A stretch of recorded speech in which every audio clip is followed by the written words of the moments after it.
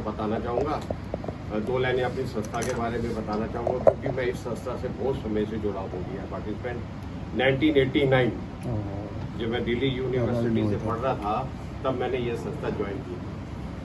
Until 2022 कहते हैं ना, मई अप्रैल 2022 तक I was one of the regular functionary था यहाँ मैं involve looking after the various activities of the institution, designing and implementing various kind of entrepreneurship development program. आप सब लोग कंफर्टेबल है हिंदी इंग्लिश में ना? टेंशन करिए। As a program officer, in addition to that, I was also looking after the administrative affair as an admin officer. So I extend my warm greeting to all the wonderful participants and take this opportunity on behalf of the institute, जैसे DK साहब ने भी बोला, on behalf of director आपका स्वागत करते हैं, आपका अभिनंदन करते हैं और ये उम्मीद रखते हैं कि you will enjoy this 15 days training program. We very much hopeful you will enjoy the conducive environment, the hospitality and learn these subjects from our people and carry something worthwhile with you. कुछ लेके जाएंगे, हम कोशिश पूरी करेंगे हमको खाली हाथ नहीं ले जाने देंगे, ठीक है? तो मैं सेशन शुरू करूं, जैसे सर ने बोला माइक्रो लैब करके हम स्टार्ट करेंगे।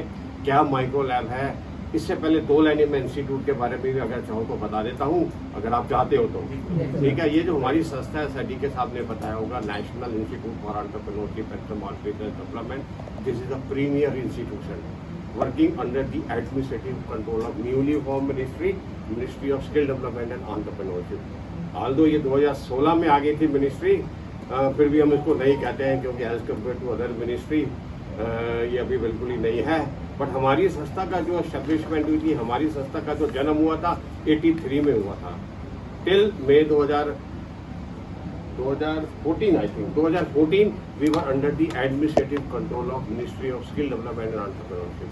15 में वी ट्रांसफर टू नई मिनिस्ट्री, मोदी जी की जब नई सरकार आई थी तब उन्होंने ये मिनिस्ट्री बनाई थी, हमारी संस्था को इस मिनिस्ट्री में ट्रांसफर कर दिया था। सेंट्रल गवर्नमेंट का हमारा संस्था है, ऑटोनोमस ऑर्गेनाइजेशन है, वी फॉलो सब कुछ सेंट्रल गवर्नमेंट के रूल है।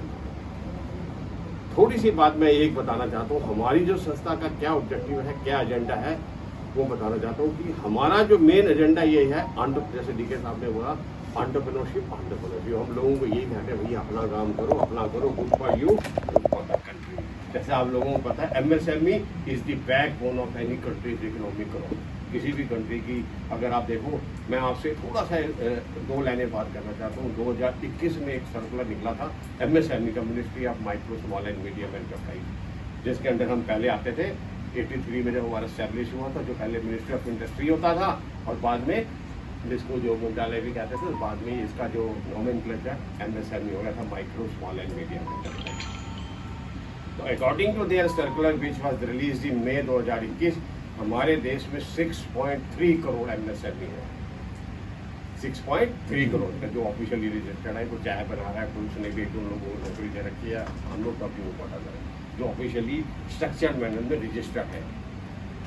और देयर कॉन्ट्रीब्यूशन डियर पार्टिसिपेंट, जो मैं कह रहा हूँ कि बैकबोन है हमारी MSME, किसी भी कंट्री की इकोनॉमिक ग्रोथ की, इसको रीढ़ की हड्डी कहा जाता है। 6.3 करोड़ MSME है and their contribution approximately more than 29% towards our GDP।